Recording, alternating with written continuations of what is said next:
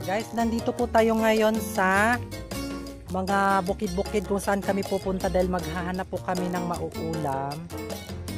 Yung ang tawag ay papait daw. Ayan.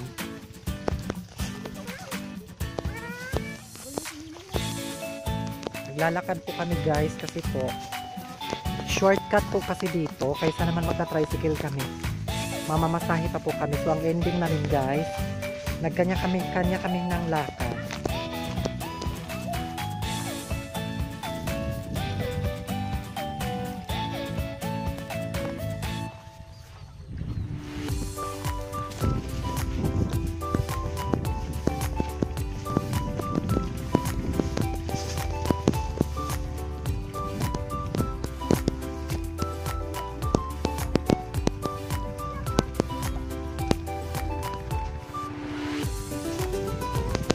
Ayan guys, may mga talong siya kaso ano na siya, mamamatay na yung mga talong kasi nga panibago na naman silang aanihin.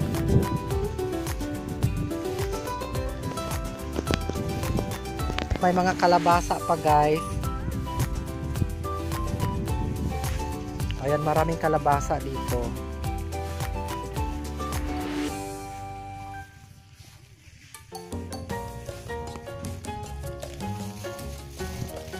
Mga sitaw. Ayan yung mga sitaw dito, Diyos ko. Wala pang gaanong bunga kasi nga tag-init guys. Ganon. Ayan.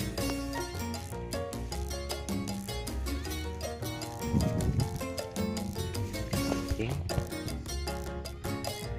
Yung kambing ay hindi po siya mapakali. Naghahanap po siya ng makakain. Mi.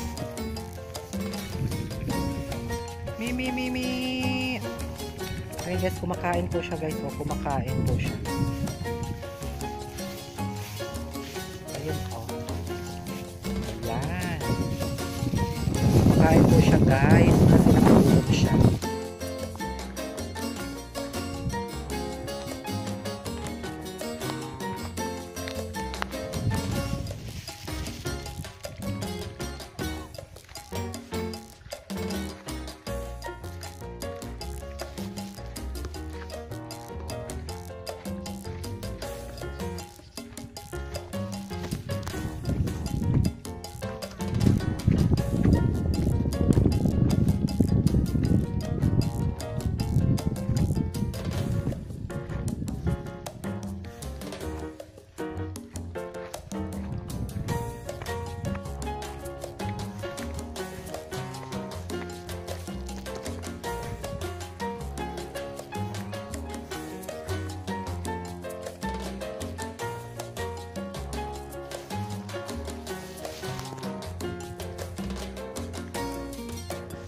Yan guys, ay puro po yan sila okra. Ang mga okra ay patubo pa lang po sila guys. Yan, napakahaba po yung mga taniman ng okra dyan, yung plat ng okra. Ayan, yan po yung mga okra mga kapatid. Yan yung okra.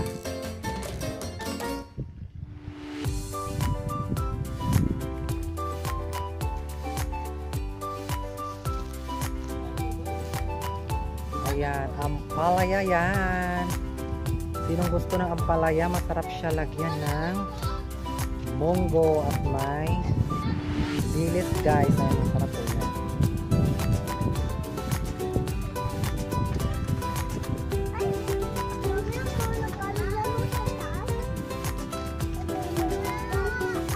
Guys, ang mga patola.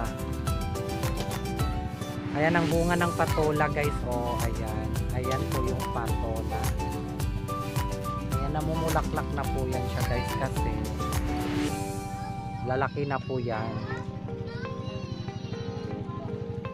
Ayan, mga ilang linggo po to or ilang buwan bago lumaki po nanay. Ito? Yung mga bunga niya. Mabilis lang yan, po. Mabilis yan, 1 linggo lang yan. Yan oh.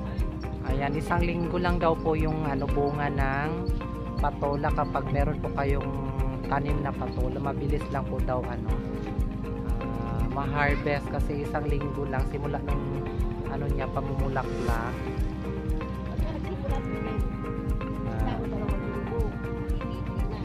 1 to 2 weeks daw po ang magkakaroon na po siya ng titil. Ayan, meron din pong pomelo guys. Pomelo.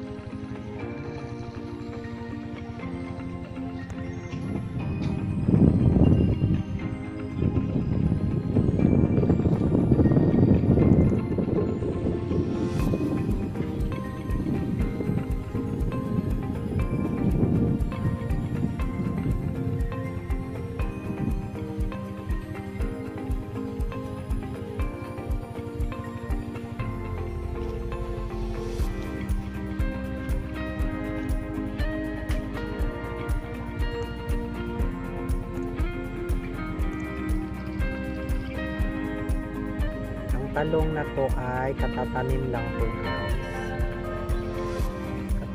Katatanim lang po ng talong.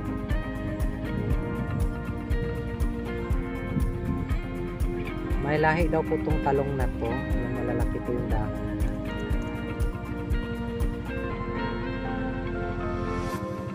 Ayan, nasa punlaan pa po yan. Ayan naman po ay mga okra. Ayan, puno po siya ng okra. Maliliit pa po.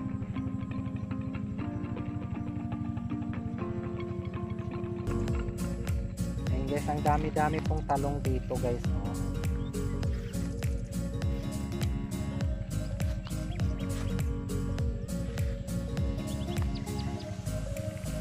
Ang daming puno ng talong.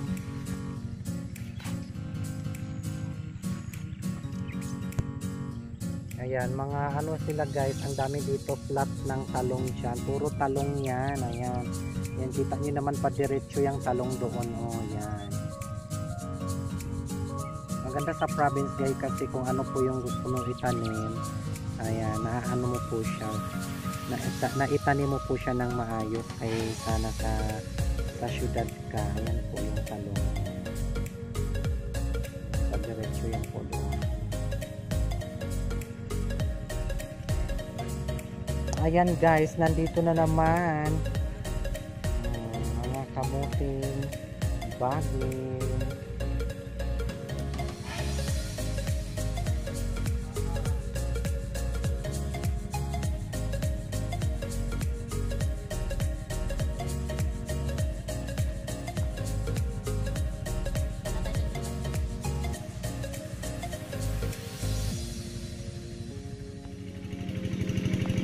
Ayan ang puno ng malunggay guys.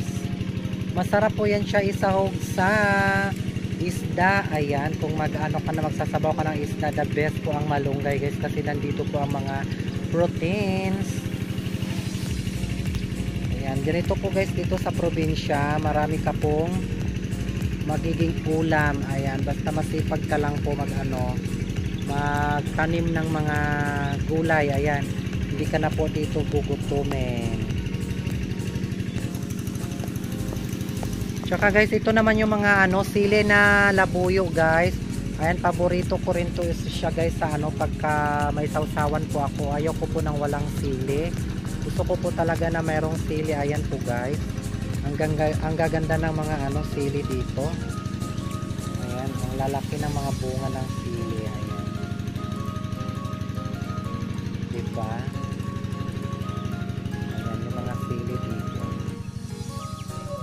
Ayan guys, meron din po ditong sili. Ayan, yung malalaking siling labuyo guys. Ayan, masarap yan siya kapag meron kang sausawan na tuyo kaya sa suka. Para po yan siya gagawing sausawan. Ang dami na pong bunga mga kapatid, mga katagasil na. Tsaka ito naman yung bunga na ay dahon ng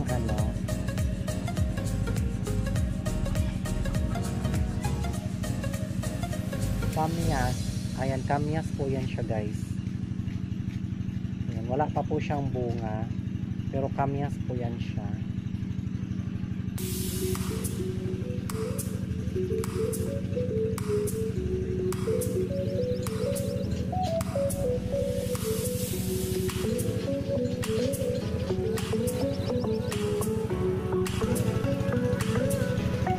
Ayan guys, ibang klase po siya ng kamuting baging, yung mga parang star yung dahon niya. Parang star.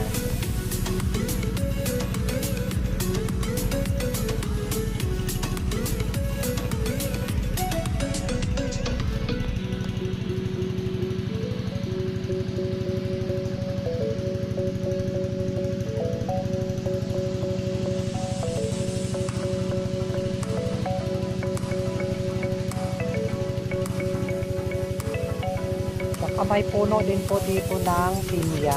Ayan. Ang pinya po guys ay maganda po yan, lalo na po sa mga high blood. Ayan, pampa low blood po yung pinya guys. Kaya sa mga high blood dyan, magtanim na po kayo ng mga pinya para meron po kayong makain or ma-harvest someday kapag nakakaroon po kayo ng mga pinya. Ayan. Yung mga pinya na to guys, wala pa pong bunga.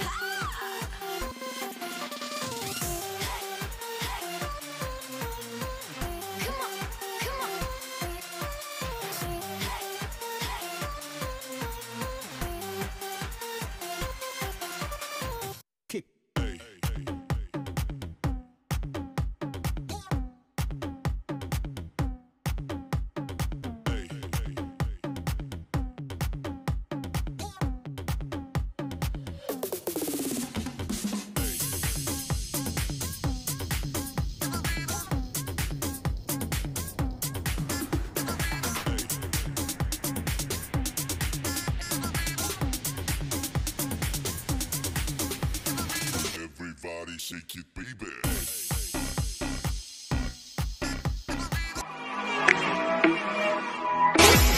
Ain't no